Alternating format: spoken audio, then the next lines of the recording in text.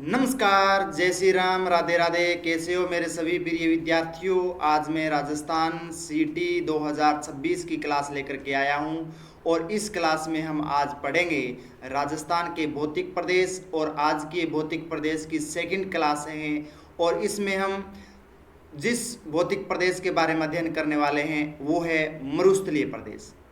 तो राजस्थान का जो मरुस्थलीय प्रदेश है उसके बारे में हम अध्ययन करेंगे। उसकी फर्स्ट क्लास है, यानी फर्स्ट मैंने क्लास अपलोड कर दी है, तो वहाँ पर आप जाकर के मेरी फर्स्ट क्लास देख सकते हैं, या मैंने इसकी लिंक है वो डिस्क्रिप्शन में डाल रहा हूँ, तो वहाँ से आप जाकर के भी देख सकते हैं।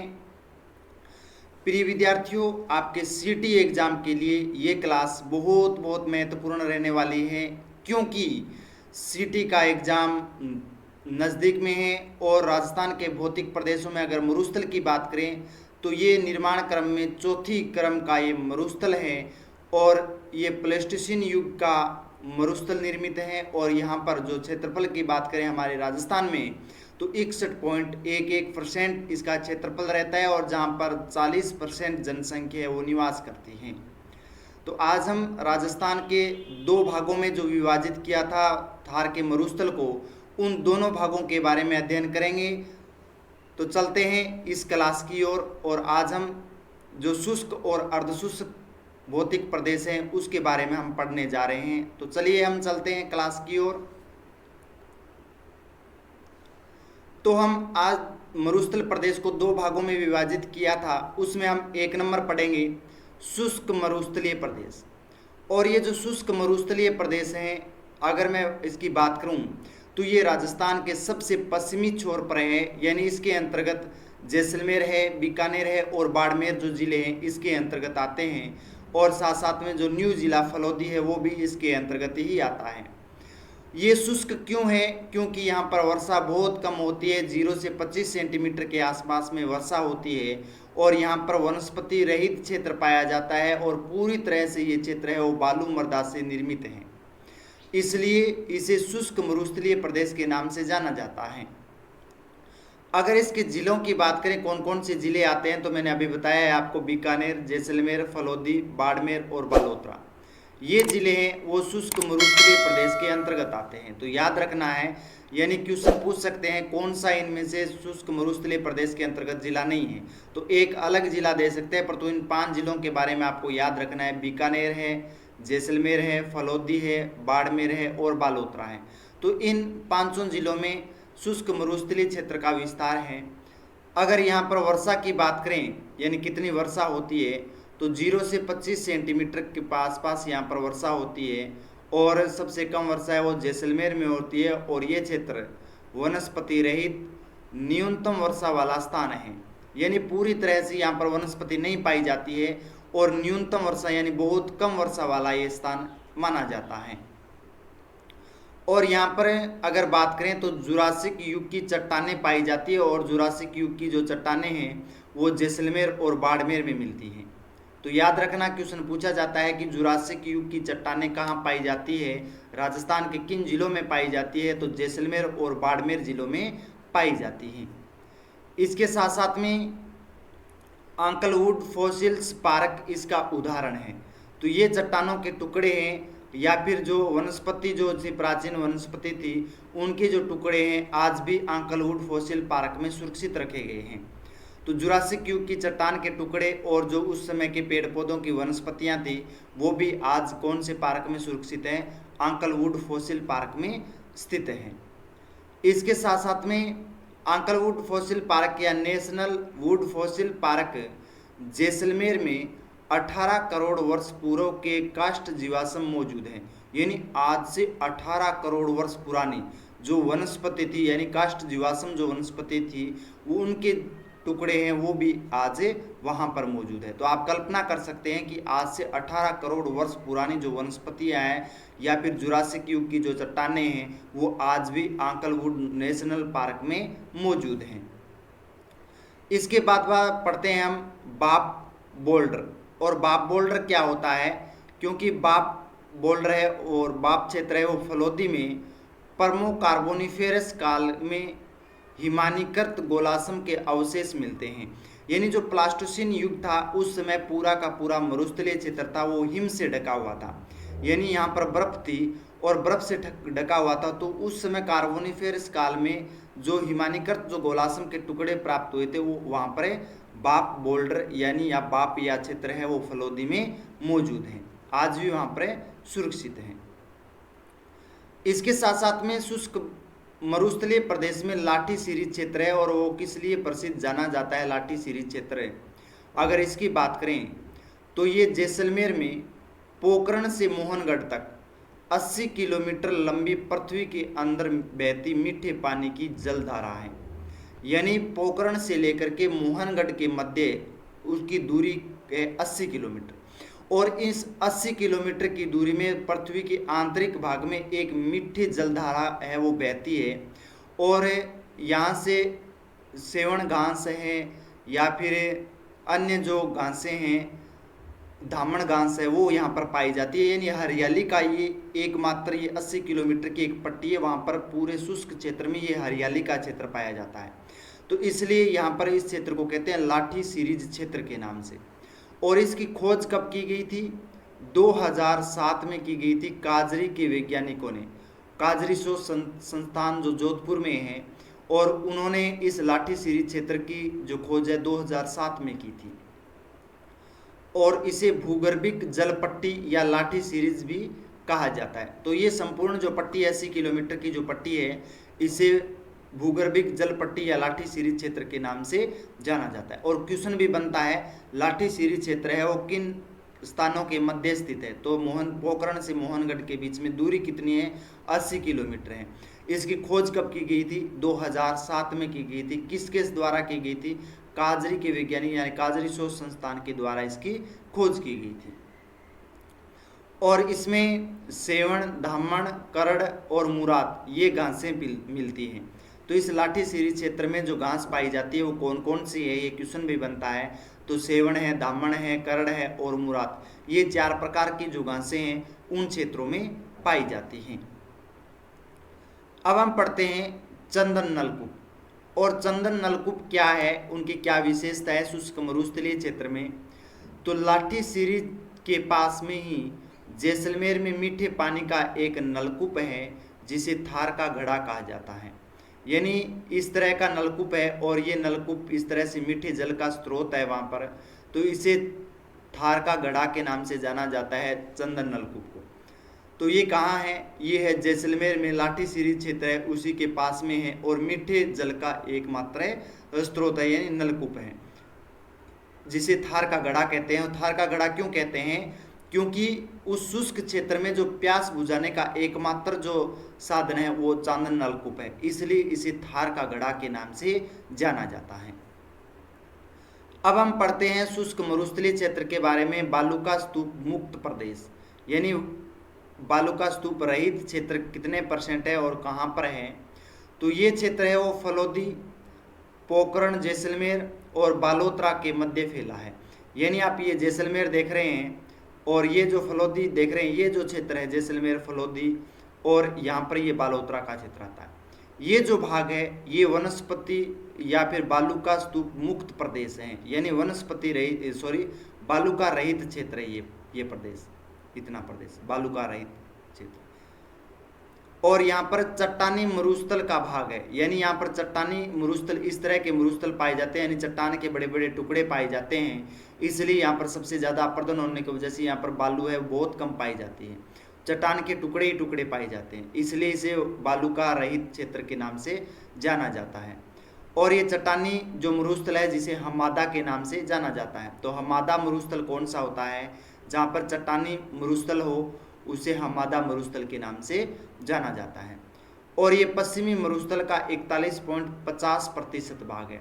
और ये संपूर्ण मरुस्थल की अगर बात करें तो पश्चिमी जो शुष्क मरुस्थल है वो 41.50% भाग है वो इसका रखता है।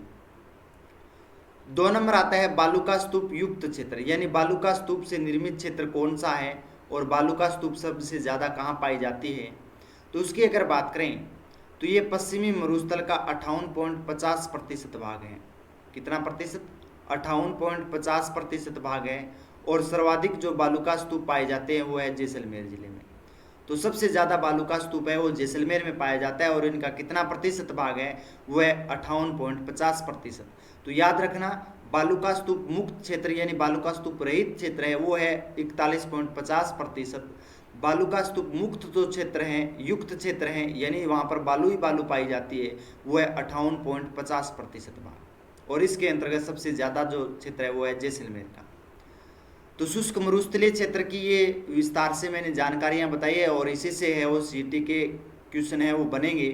तो आपको अपने नोटबुक में नोट्स बनाने हैं और साथ साथ में उनको समझना भी ज़रूरी है, क्योंकि हमारी क्लास ओनली फॉर सीटी एग्ज़ाम के लिए और सीटी के साथ साथ में आप एलडीसी है, पटवार है, कांस्टेबल है, वीडियो है, महिला सुपरवाइज़र है या लैब असिस्टेंट है, उनकी भी तैयारी है वो साथ साथ में होती जाएगी। तो आपको घबराने की ज़रूरत नहीं है। ये सीटी का एग्ज़ाम मैं इंडियन ज्योग्राफी और राजस्थान ज्योग्राफी इसी के माध्यम से आपको करवाऊंगा मेरे डिजिटल प्लेटफॉर्म पर। शाम 7 बजे क्लास है वो उपलब्ध होती है, तो वहाँ से आप जा कर के देख सकते हैं। और पीछे के जो क्लास राजस्थान का सामान्य परिचय और भौतिक प्रदेश की फर्स्ट क्लास है वो आपने नहीं देखी है, तो वहाँ पर आप जा कर के देख सकते हैं। तो मैं पूरा सिलेबस आपको करवाऊंगा, आपको घबराने की कोई आवश्यकता नहीं है। अब नेक्स्ट चलते हैं।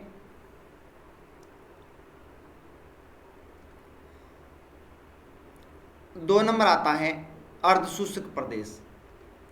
और अर्धशुष्क प्रदेश के अंतर्गत अगर बात करें अर्धशुष्क मरुस्थलीय प्रदेश के बारे में, तो इसे 6 भागों में है वो विभाजित किया गया है। और इसमें पहला है गगर का मैदान, यानी जो शुष्क मरुस्थलीय क्षेत्र है इसमें गगर का मैदान की अगर बात करें तो ये प्रदेश आपको देख रहे हैं गंगानगर और हनुमानगढ़ का क्षेत्र है और ये गगर का मैदानी क्षेत्र है। और ये क्षेत्र पूरी तरह से अर्धशुष्क प्रदेश के अंतर्गत ही आता है। और गगर नदी द्वारा लाई गई उपजाऊ मिट्टी से ये क्षेत्र है वो बना है। और यहाँ पर हनुमानगढ़ जिले में जो गगर के पाट का जो क्षेत्र है उसे किस नाम से जाना जाता है? नाली के नाम से जाना जाता है। तो याद रखना अर्धशुष्क क्षेत्र का गगर जो मैदान है किन किन जिलों में विस्तार है, तो वह गंगानगर और हनुमानगढ़ जिले में। और इसके द्वारा जो कौन सी नदी प्रवाहित होती है, तो गगर नदी होती है। उसके पाट क्षेत्र को हनुमानगढ़ में किस नाम से जाना जाता है, तो वो है नाली के नाम से। अब 2 नंबर है शेखावाटी क्षेत्र। और शेखावाटी क्षेत्र आप देख सकते हैं चूरू है, सीकर है और झुंझुनू है। ये तीनों जिले हैं वो किसके अंतर्गत आते हैं? शेखावाटी क्षेत्र के अंतर्गत आते हैं। तो चूरू, सीकर और झुंझुनू आते हैं। और इस क्षेत्र में ज़मीन के नीचे चूने की परत पाई जाती है और वर्षा का जल चूने की परतों में बह जाता है। यानी मुख्य रूप से अगर बात करें तो यहाँ पर चूने की परत पाई जाती है सबसे ज़्यादा जिप्सम की। और जो वर्षा का जल होता है जो आंतरिक भाग में जाता है, तो आंतरिक भाग में जो चूने की परत होती है उसके ऊपर है वो जल है वो परतों के रूप में बहता रहता है, इसलिए इसे आंतरिक जल प्रवाह का क्षेत्र है वो कहा जाता है। यानी यहाँ से जो नदियाँ प्रवाहित होती है, बाणगंगा नदी जो प्रवाहित होती है वो आंतरिक जल प्रवाह की नदी कही जाती है, क्योंकि ये वर्षा या मानसूनी नदी कही जाती है। और चूने की परत के कारण ही यहाँ अधिक गर्मी और अधिक सर्दी पड़ती है। यानी चूने की जो परत है वो कठोर होती है और जब सूर्य की किरणें आती है तो उस परत को क्या कर देती है? जल्दी गर्म कर देती है। और जल्दी गर्म होने की वजह से वहाँ पर टेम्परेचर बढ़ जाता है। और चूने का जिप्सम का स्वभाव भी रहता है कि जल्दी गर्म होता है वो जल्दी क्या हो जाता है? ठंडा हो जाता है। इसलिए यहाँ पर गर्मी अधिक पड़ती है और अधिक सर्दी पड़ती है। इसके साथ साथ में यहाँ प्राचीन काल में नदियों द्वारा लाई गई मिट्टी को अब अनुपजाऊ हो गई है। यानी प्राचीन समय में या प्राचीन काल में जो नदियों के द्वारा जो मृदा लाई गई थी, अब उस मृदा पर जो जिप्सम की परत आ गई है तो अब क्या हो गई है? वो मृदा अनुपजाऊ हो गई, यानी कृषि विहीन क्षेत्र हो गया है पूरी तरह से। और अनुपजाऊ मिट्टी को है वो बांगर कहा जाता है। याद रखना अनुपजाऊ जो मृदा हो जाती है उसे बांगर के नाम से जाना जाता है। और इसलिए शेखावाटी क्षेत्र को बांगर प्रदेश के नाम से भी जाना जाता है। तो राजस्थान का बांगर क्षेत्र किसे कहा जाता है? तो चूरू, सीकर और झुंझुनू का जो शेखावाटी क्षेत्र है उसे बांगर प्रदेश के नाम से जाना जाता है। और इसके साथ साथ में जो उपजाऊ मृदा होती है नदियों के द्वारा लाई गई उसे खादर के नाम से जाना जाता है। तो याद रखना खादर किसे कहते हैं और बांगर किसे कहते हैं? तो बांगर होता है वो अनुपजाऊ मृदा होती है, और खादर होता है वो क्या होती है? उपजाऊ मृदा होती है। और शेखावाटी में घास के मैदान और पशु चारागाह को बीड़ कहते हैं। यानी शेखावाटी में जो घास के मैदान होते हैं जहाँ पर पशु चारागाह किया जाता है, पशुपालन किया जाता है, जो इनका जो क्षेत्र होता है उसे बीड़ के नाम से जाना जाता है। तो बीड़ कहा जाता है, ये सिटी में एग्जाम में पीछे पूछा भी गया है, शेखावाटी में बीड़ क्षेत्र किसे कहते हैं? तो वो है घास का मैदान या पशु चारागाह को कहते हैं। और अगर शेखावाटी क्षेत्र की प्रमुख नदी की बात करें तो वो है कांतली नदी। तो ये कांतली नदी आंतरिक प्रवाह वाली नदी है, और कांतली नदी का प्रवाह है वो तोरावाटी कहलाता है, यानी तोरावाटी के नाम से वो जाना जाता है। और अगर शेखावाटी नाम कैसे पड़ा था इस प्रदेश का? तो राव शेखा का ये क्षेत्र था, और वाटी का अर्थ होता है निवास स्थल। तो शेखावाटी यानी राव शेखा के द्वारा यहाँ पर शासन किया गया था, उसका स्थान था, इसलिए इस प्रदेश को कहते हैं शेखावाटी का क्षेत्र। तो कांतली नदी के प्रवाह क्षेत्र को तोरावाटी कहा जाता है, और यहाँ की जो पहाड़ियाँ हैं उसे तोरावाटी की पहाड़ियों के नाम से भी जाना जाता है। तो यानी कांतली नदी का क्षेत्र तोरावाटी, और यहाँ की जो पहाड़ियाँ पाई जाती है उसे तोरावाटी की पहाड़ियाँ कहा जाता है। तो याद रखना, शेखावाटी क्षेत्र में पहाड़ियों को किस नाम से जाना जाता है? तो वो है तोरावाटी की पहाड़ियाँ। शेखावाटी में वर्षा जल संग्रहण के लिए बनाए गए कच्चे जो कुएं होते हैं उसे जोहड़ के नाम से जाना जाता है। तो कच्चे कुएं बनाए गए हैं शेखावाटी क्षेत्र में, और शेखावाटी क्षेत्र में जो कच्चे कुएं हैं उन्हें जोहड़ के नाम से जाना जाता है। उसके बाद में है नागौरी उच्च भूमि। तो 3 नंबर अगर अर्धशुष्क प्रदेश को विभाजित किए उप क्षेत्रों में, उसमें है नागौरी उच्च भूमि, और ये शेखावाटी प्रदेश और लूणी बेसिन के मध्य में है, और उसमें नागौर, डिडवाना, कुचामन की उच्च भूमि ऊंची उठी हुई है। यानी जो शेखावाटी क्षेत्र हमने अभी बात की थी, ये जो शेखावाटी क्षेत्र है, और इधर हम जाएँ तो ये लूणी बेसिन का क्षेत्र है। तो इसका ये जो मध्यवर्ती जो भाग है, इस मध्यवर्ती भाग को कहते हैं नागौरी उच्च भूमि, क्योंकि ये अन्य स्थल भाग से है, कुछ भाग ऊपर उठा हुआ है, इसलिए इसे नागौरी उच्च भूमि के नाम से जाना जाता है। और इसकी ऊंचाई की बात करें तो 300 से 500 मीटर इसकी ऊंचाई रहती है। तो 300 से 500 मीटर इसकी ऊंचाई है, और इस क्षेत्र में सर्वाधिक खारे पानी की झीलें पाई जाती है, जैसे सांबर है, डिडवाना और कुचामन है। तो सांबर, डिडवाना, कुचामन, सांबर झील है जयपुर और नागौर की सीमा पर है। डिडवाना कुचामन है वो डिडवाना कुचामन जिले में पाई जाती है। तो ये सभी खारे पानी की झीलें हैं, क्योंकि यहाँ पर जिप्सम की मात्रा अधिक है, और जिप्सम की मात्रा अधिक होने की वजह से यहाँ पर खारे पानी की मुख्य झीलें पाई जाती हैं।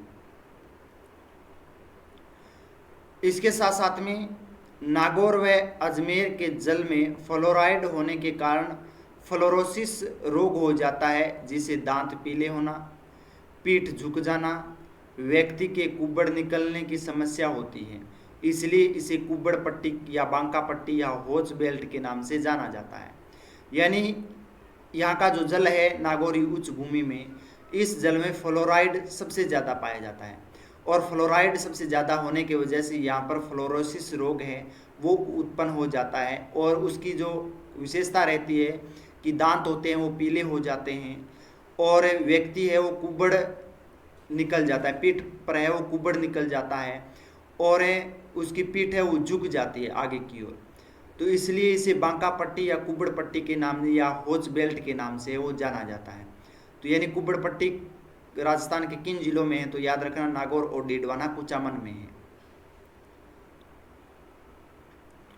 और इसके अंतर्गत जायल से पुष्कर का जो क्षेत्र है वो सर्वाधिक प्रभावित क्षेत्र है। यानी जायल से लेकर के जो पुष्कर अजमेर का ये जो क्षेत्र है वो सबसे ज़्यादा इसका प्रभावित क्षेत्र माना जाता है। तो ये अर्धशुष्क मरुस्थलीय प्रदेश को अन्य उपभागों में विभाजित किया था, गगर का मैदान, शेखावाटी क्षेत्र और नागौरी उच्च भूमि। अब हम नेक्स्ट चलते हैं। तो अगर हम देखें 56 की पहाड़ियाँ, तो ये अर्धशुष्क प्रदेश के अंतर्गत आती है 56 की पहाड़ियाँ। तो आपको याद रखना है 56 की पहाड़ियाँ कहाँ हैं और 56 का मैदान कहाँ है। तो दोनों चीज़ याद रखनी है, क्योंकि हम एग्जाम में बैठते हैं तो कंफ्यूज हो जाते हैं कि 56 की पहाड़ियाँ कहाँ हैं और 56 का मैदान कहाँ है।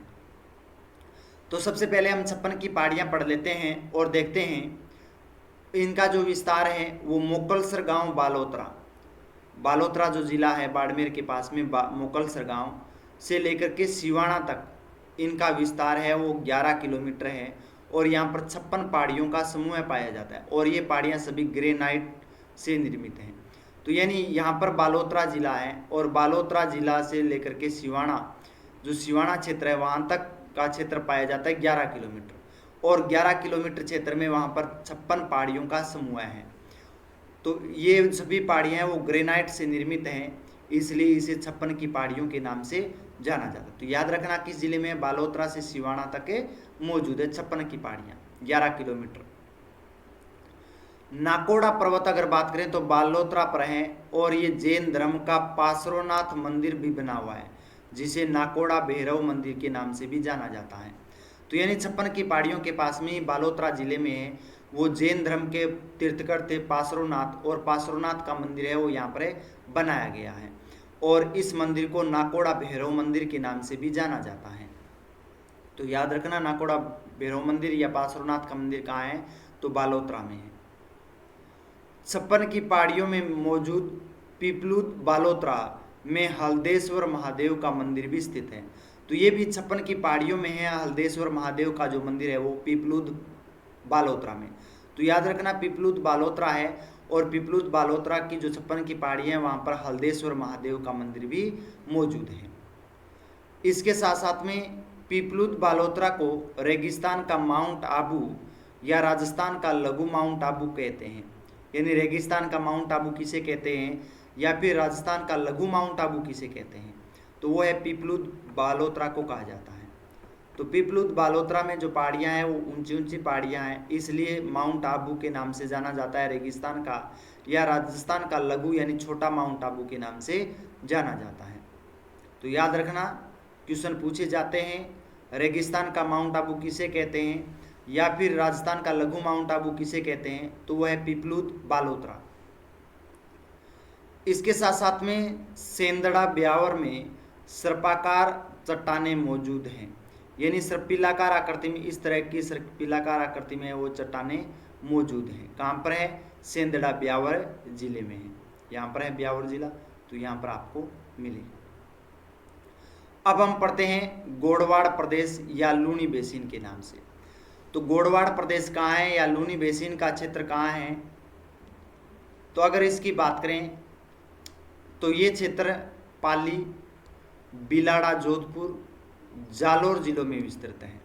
यानी अगर बात करें तो ये आप देख रहे हैं ये पाली जिला है, यहाँ पर ये पाली जिला है, बिलाड़ा जोधपुर जिला ये है और जालोर जिला ये है।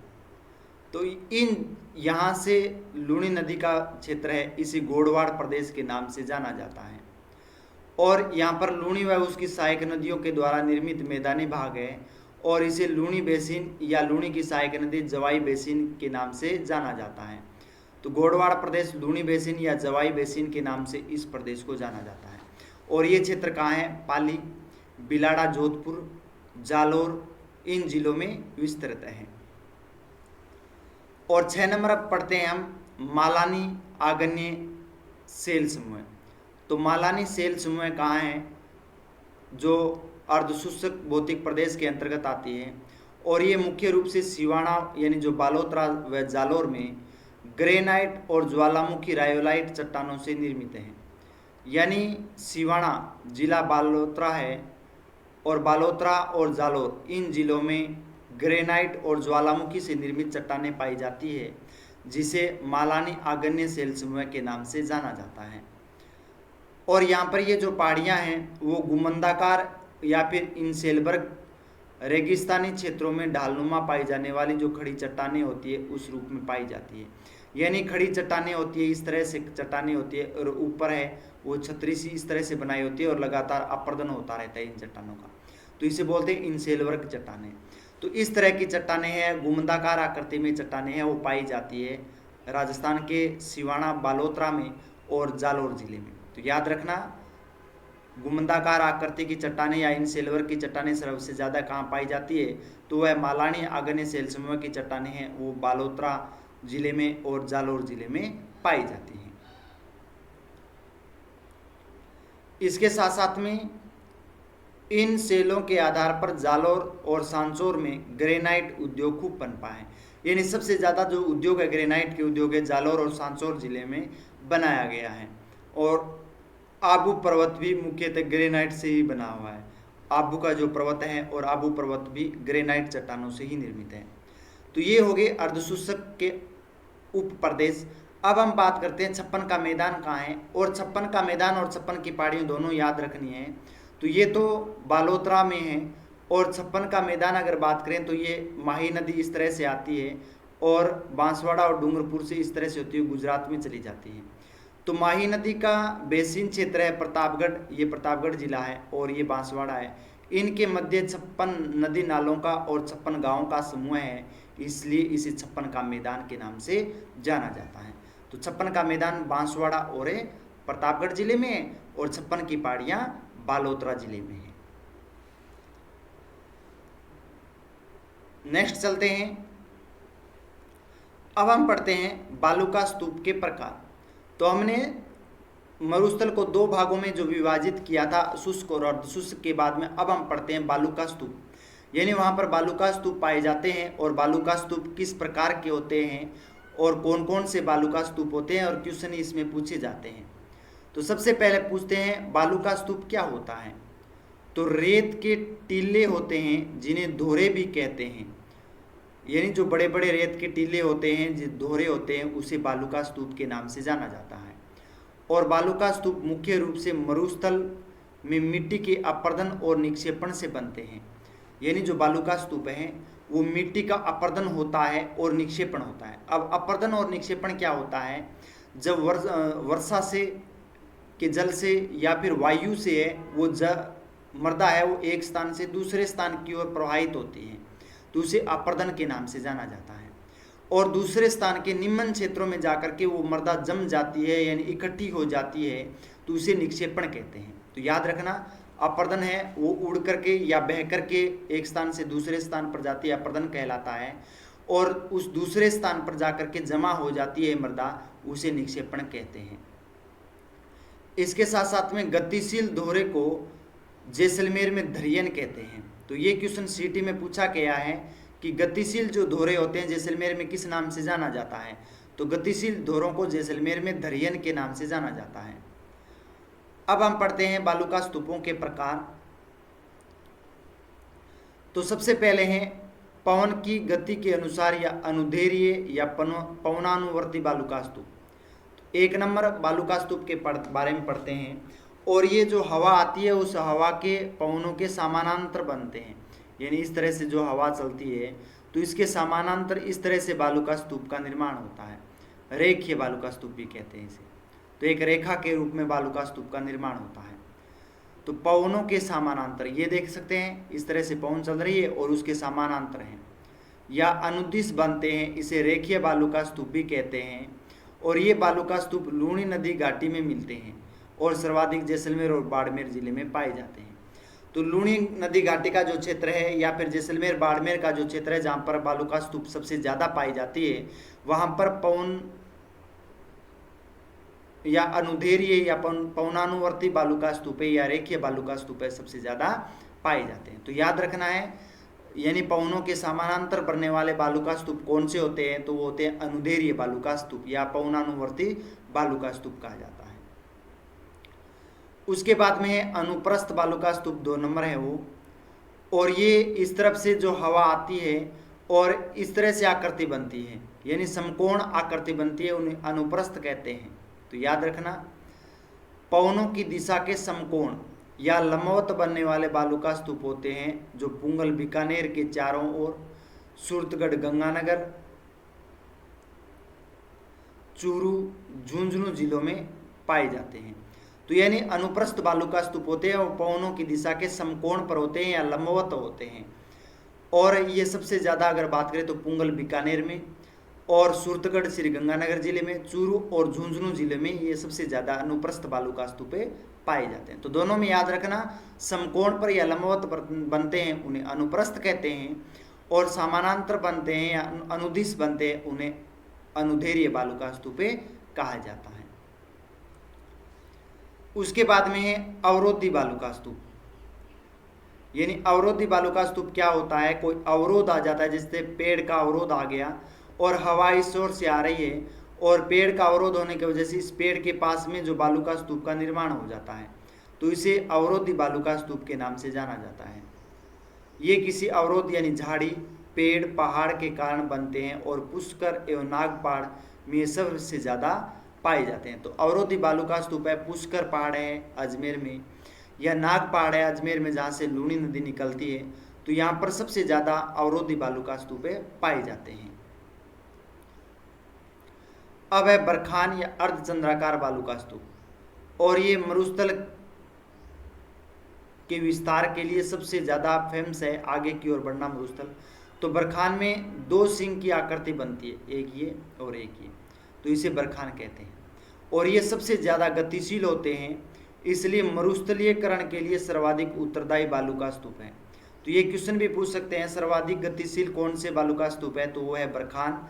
या फिर मरुस्थलीयकरण के लिए यानी आगे की ओर बढ़ने के लिए सबसे ज़्यादा उत्तरदायी बालुका स्तूप कौन से हैं, तो वो बरखान है। और इनका पवनमुखी जो ढाल होता है वो मंद होता है और पवना विमुखी जो ढाल होता है वो तीव्र होता है। यानी इस तरफ से जो हवा आ रही है और इस बालुका स्तूप के ये जो भाग है वो होता है पवनमुखी ढाल, ये देख सकते हैं। तो पवन मुखी होता है और यहाँ की ढाल होती है वो मंद होती है, और दूसरी तरफ ये भाग होता है इसे पवन विमुखी ढाल कहते हैं, यानी विपरीत ढाल कहते हैं, और इसका ढाल होता है वो तीव्र होता है। और ये भालेरी चूरू, सीकर, लूणकरण सर बीकानेर, ओस या जोधपुर और डीडवाना कुचामन जिले में सबसे ज़्यादा बरखान है वो पाए जाते हैं। तो याद रखना बरखान है वो सबसे ज़्यादा किन जिलों में पाए जाते हैं, तो भालेरी चूरू है, सीकर है, लूणकरण सर बीकानेर है, ओस या जोधपुर है, डीडवाना कुचामन है। तो इन जिलों में सबसे ज़्यादा या क्षेत्रों में बरखान पाए जाते हैं, और ये मरुस्थलीयकरण के लिए सबसे ज़्यादा उत्तरदायी होते हैं। और इनका पवनमुखी ढाल होता है वो मंद होता है और पवन विमुखी ढाल होता है वो तीव्र होता है। अब हम नेक्स्ट चलते हैं आगे, हम बालुका स्तूपों के प्रकार और पढ़ते हैं। तो उन बालुका स्तूपों में हम पढ़ते हैं सीप। तो सीप की आकृति कैसे बनती है, जो अर्धचंद्राकार जो बरखान बनता है वो लगातार अपर्दन होने की वजह से कट जाता है और उसकी एक भुजा रह जाती है, यानी ये जो एक भुजा इस तरह से रह जाती है उसे सीप के नाम से जाना जाता है। सीप यानी ऐसे दूर से प्रतीत होता है कि मछली है वो पड़ी हुई है, मछली की आकृति में लगता है, इसलिए इसे सीप कहते हैं। और ये अनुदैर्घ्य बालुका स्तूप हैं और पवनों की दिशा के समानांतर विकसित होते हैं, यानी पवनों की दिशा इस तरफ से चलती है और उसके समानांतर ये विकसित होते हैं, तो इसे सीप के नाम से जाना जाता है। पैराबोलिक या परवलयाकार बालुका स्तूप कौन से होते हैं, अगर इसकी बात करें तो हवा के रुख के विपरीत हेयर पिन के या फिर यू आकार में विकसित होते हैं।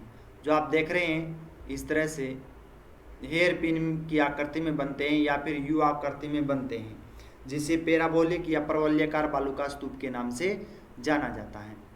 और ये राजस्थान में सर्वाधिक पैराबोलिक बालुका स्तूप मिलते हैं। तो राजस्थान में कौन से बालुका स्तूप सर्वाधिक पाए जाते हैं, तो वो है पैराबोलिक या परवलयाकार जो बालुका स्तूप है वो सबसे ज़्यादा राजस्थान में पाए जाते हैं। इसके साथ साथ में तारा बालुका स्तूप की अगर बात करें, तारा बालुका स्तूप कौन से होते हैं, ये हवा अपनी दिशा बार बार बदलते रहते हैं। जो अपनी दिशा है वो बार बार है वो बदलते रहते हैं, इस तरफ से आती है, कोई इस तरफ से आती है, कोई इस तरफ से आती है। तो इस तरह से जो आकृतियाँ बनती है तारेनुमा आकृतियाँ बन जाती हैं। तो तारेनुमा आकृतियाँ बनती है जिसे क्या कहते हैं, तारा बालुका स्तूप के नाम से जाना जाता है। और ये सबसे ज़्यादा मोहनगढ़, पोखरण, जैसलमेर, सूरतगढ़, गंगानगर जिले में सबसे ज़्यादा पाए जाते हैं। तो मोहनगढ़ है, पोखरण, जैसलमेर हैं, सूरतगढ़ हैं गंगानगर जिले में, तो वहाँ पर तारा बालुका स्तूप है सबसे ज़्यादा पाए जाते हैं। अब हम चर्चा करते हैं नेटवर्क बालुका स्तूप की। और नेटवर्क बालुका स्तूप किस तरह से बनते हैं, और आप आकृति देख सकते हैं इस तरह से बनते हैं। ये नेटवर्क यानी एक बालुका स्तूप है वो दूसरे बालुका स्तूप से इस तरह से वो जुड़े होते हैं, तो इसलिए इसे नेटवर्क बालुका स्तूप के नाम से जाना जाता है। और ये हनुमानगढ़ से हिसार यानी हरियाणा तक है वो पाए जाते हैं। तो नेटवर्क बालू का स्तूप सबसे ज़्यादा कहाँ है? हनुमानगढ़ जिले और राजस्थान और हरियाणा दोनों में पाए जाते हैं। अब हम पढ़ते हैं सब्र काफिज के नाम से जो बालू का स्तूप पाए जाते हैं।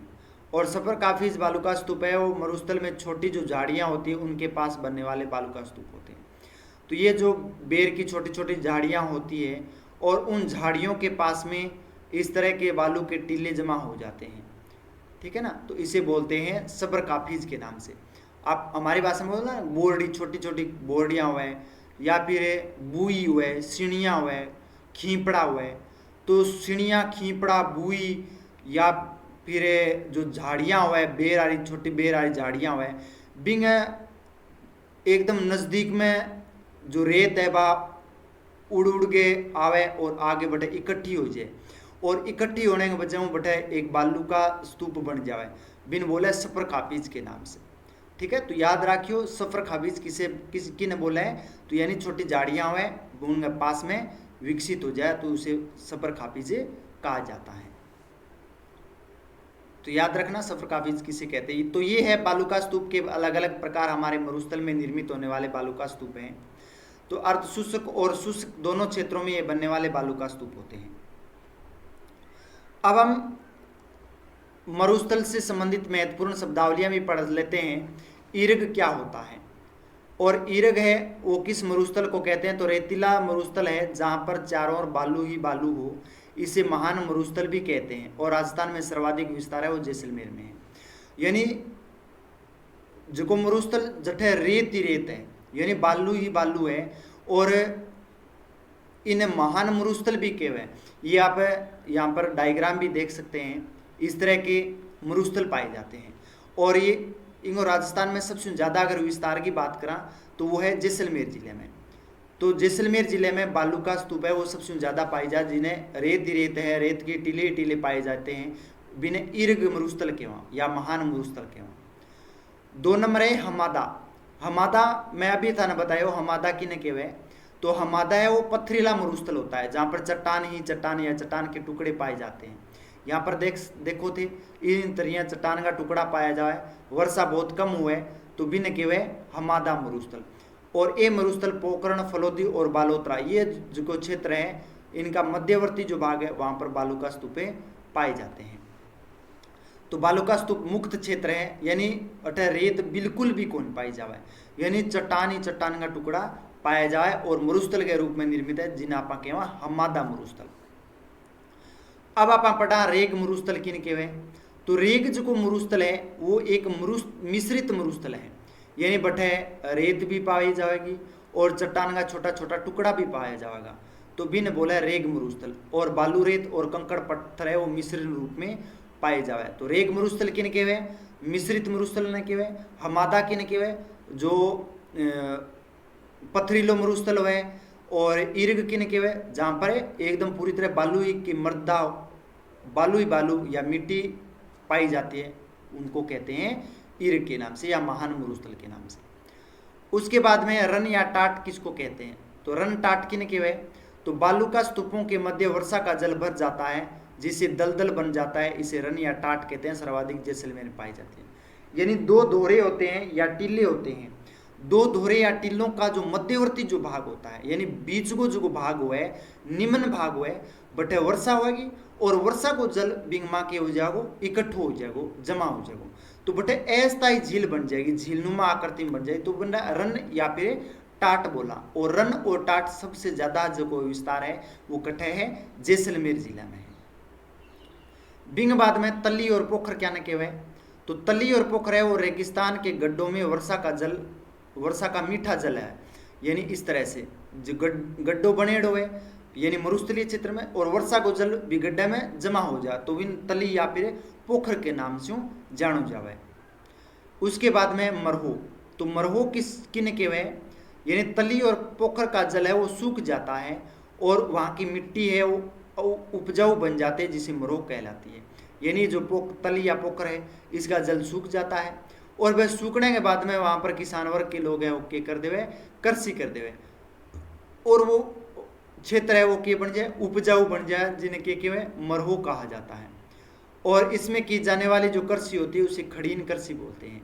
तो याद रखना, खड़ीन कृषि है वो मरहो में की जाने या तली पोखर में की जाने वाली कृषि होती है। और खड़ीन कृषि पालीवालों द्वारा जैसलमेर में शुरू की गई थी। जो पालीवाल ब्राह्मण थे वो लोग इस तरह की कृषि करते थे, ठीक है, खड़ीन कृषि। तो जैसलमेर में इसका विस्तार है। अब आप पढ़ांगा बालसन किन के हैं। तो बालसन किन केवांगा कि पर्वत और चट्टान होती है, उनका मध्य जो जल है वो इकट्ठा हो जाता है, तो इससे जो झील बनती है उसे पोखर के नाम, ये सॉरी बालसन के नाम से जाना जाता है। तो देखो ये चट्टाना है और चट्टाना के बीच में इन तरियांगी झील बन जावे, वर्षा को जल इकट्ठो हो जावे, तो इनके कहवे बालसन के। वहाँ रोई किन के हमारी भाषा में आप बोला नहीं किन गेड़ो रह के रोई गेड़ो, खेत ने केवा नहीं आप रोई गेड़ो। तो रोई किन गया जहाँ मरुस्थल क्षेत्र में उपजाऊ भूमि हुए, जटे कृषि करे और अच्छी तरह फसल हुए, तो बिन बोला रोई। तो अठते देख इसको, रोई किन के वहाँ, रोई बिन के वहाँ जो मरुस्थल क्षेत्र में उपजाऊ भूमि हुए, तो बिना रोई के वहाँ। बबूलियो किन के वे, या अपनी भाषा के या बतूड़ियो आ गयो या बमूड़ियो आ गयो। तो बमूड़ियो या बतूड़ियो के वायु के बवंडर को या चक्रवात को, यानी इस तरह से चक्रवाकार आकृति में घूमता है वायु का बवंडर, इसे बोलते हैं बबूलिया। तो ये हमारे राजस्थान में सबसे ज़्यादा हुआ है। अब गर्मिया में लू चाला है और लू गैस आगे इसे बबूलिया भी चाला है, ठीक है ना।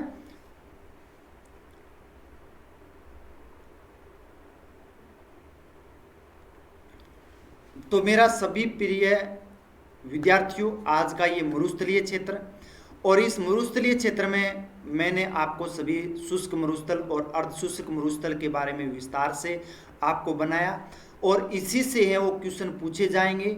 ईर्ग क्या होता है, हमादा क्या होता है, बालू का स्तूप मुक्त क्षेत्र कितना है, बालू का स्तूप युक्त क्षेत्र कितना है, बरखान क्या होता है, ईर्ग क्या होता है, इस तरह के हैं वो सभी आपको मरुस्थल से संबंधित पढ़ेंगे। तो इस तरह के क्वेश्चन आपको बनेंगे। तो आप ये क्लास अच्छी तरीके से आप नोट्स बना लीजिए, इस क्लास के अच्छे तरीके से अटेंड कीजिए क्लास को। तो मैं आशा करता हूँ कि आप सीटी का एग्ज़ाम अच्छी तरीके से पास करें, और आप इस क्लास को ज़्यादा से ज़्यादा है वो शेयर कर दीजिए, कमेंट कीजिए और लाइक करना ना भूलिए। आप कमेंट और लाइक है वो आप इस क्लास को अवश्य कीजिएगा। और इसके साथ साथ में मैं आशा करता हूं कि आपकी सीटी है वो अच्छे अंक से, आप अच्छे मार्जिन के साथ में आपके पास हो, क्योंकि इस वर्ष सीटी में है वो नेगेटिव मार्किंग है। तो याद रखना, और 40% का वो भी ऑप्शन है, यानी 60 क्वेश्चन आपके सही होने चाहिए, तभी आप सीटी की दौड़ में है वो आ सकते हैं। तो मैं आशा करता हूँ इस वर्ष से कि आप सभी मेरी क्लास देख रहे हैं तो उनकी सीटी है वो पास हो। इसी आशा और विश्वास के साथ सभी मेरे प्रिय विद्यार्थियों का तहे दिल से धन्यवाद।